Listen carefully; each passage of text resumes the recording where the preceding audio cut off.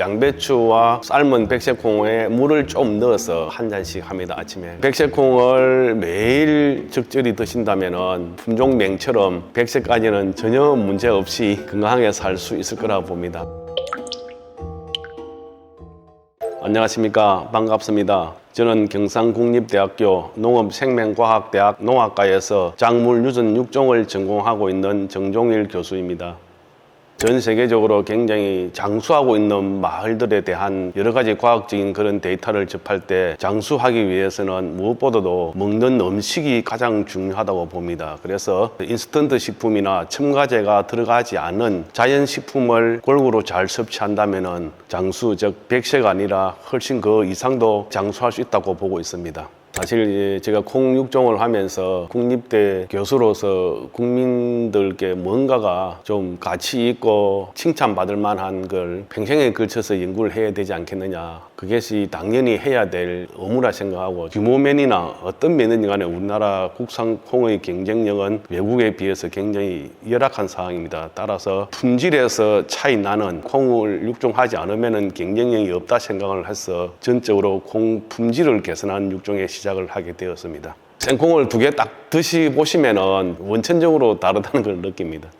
작년에 포장해서 수확한 백색콩입니다. 제가 직접 먹어보도록 하겠습니다.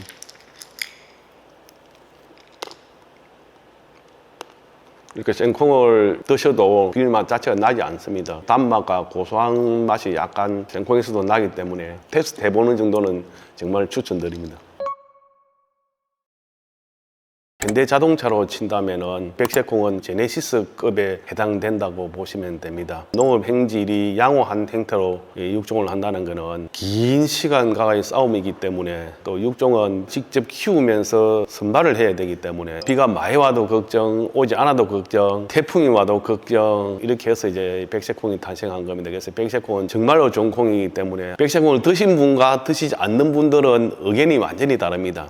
분명히 건강이 굉장히 도움이 될 겁니다. 그래서 백색콩을 얼만큼 자주 먹느냐에 따라 나중에 건강 상태와 수명도 관련이 있지 않을까 하는 그런 솔직한 생각도 해봅니다. 이런 콩은 현재로서는 전 세계 최초의 콩이 되겠습니다. 6가지가 현재 문제가 되는데, 제일 첫 번째, 콩을 먹으면 비린 맛이 굉장히 심하게 납니다. 또 비린 맛과 산패를 일으키는 단백질이 있는데 그것이 리폭시나제라는 단백질입니다. 두 번째는 사람이 음식을 섭취했을 때 단백질을 분해하는 트립신은 췌장에서 분비가 됩니다. 그렇지만 이 트립신의 작용을 막아서 소화를 못 시키게 하고 알레르기를 일으키는 쿠니처 트리핀 인히비터라는 단백질이 콩에 또 들어있습니다. 그게 또 안 좋은 거고요. 그 다음에는 7S 알파 서버 유닛 단백질이라고 그래가지고 알레르기를 일으키는 성분이 있고요. 독소 단백질이라 불리워지는 렉틴이라는 성분이 있는데, 이 렉틴은 자가 면역 질환, 인슐린 저항성, 염증, 이런 아주 나쁜 역할을 하는 성분이 있습니다. 그 다음에는 콩 성분을 먹으면 속이 더부룩하고 소화가 잘 안 되신다는 분이 있는데, 흡배가 부르고 가스가 발생하는, 그게 스타키오스라는 당 성분인데,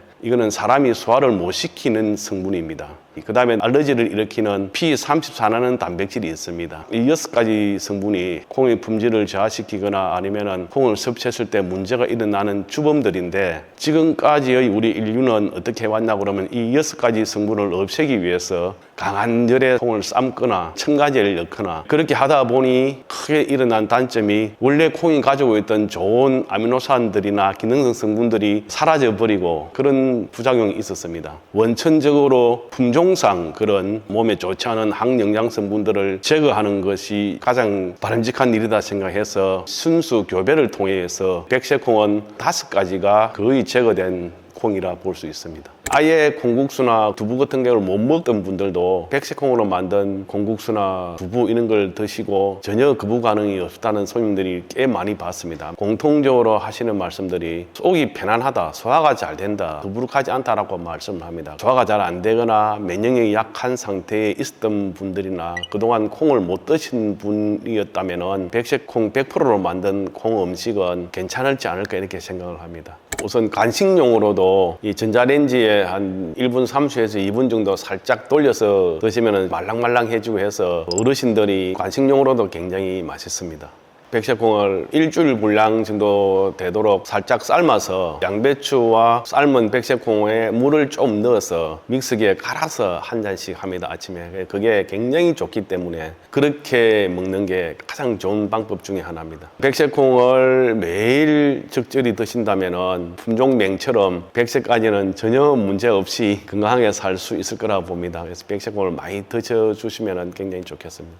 소화력이 좀 떨어져 있거나 면역력이 떨어진 사람들은 아까 같은 그런 5가지 항영양 성분 때문에 콩을 섭취했을 때 좀 문제가 생깁니다. 그래서 백색콩은 특히나 연세가 많으신 어르신들, 환자들, 면역력이 굉장히 떨어져 있으신 분들, 그분들이 가장 먼저 드셔야 될 것으로 생각을 합니다. 현재로서는 전체 우리나라 콩 재배 면적이나 수확량에서 지금 0.1%밖에 되지 않습니다. 그러니까 이 정도 양 가지고는 너무나 턱없이 부족하기 때문에 지자체와 같이 서로 협력하여 재배 면적을 최대한 늘려서 좀 모든 사람들이 필요할 때마다 사 먹을 수 있을 정도로 우리가 그런 역할을 해보려고 지금 노력을 하고 있습니다. 그래서 지금은 사기가 좀 양이 별로 안 되기 때문에 어려운 형편입니다. 콩물, 순두부, 두부, 두유, 그 다음에 된장, 간장이 우선 급하게 추진될 수가 있고, 그 다음에는 백색콩에서 단백질만 뽑아서 식물성 고기 형태로 했을 때도 굉장히 괜찮을 겁니다. 백색콩으로 된장, 간장도 테스트 중이기 때문에 곧 조만간 굉장히 차별화된 된장, 간장이 나올 걸로 보고 있습니다.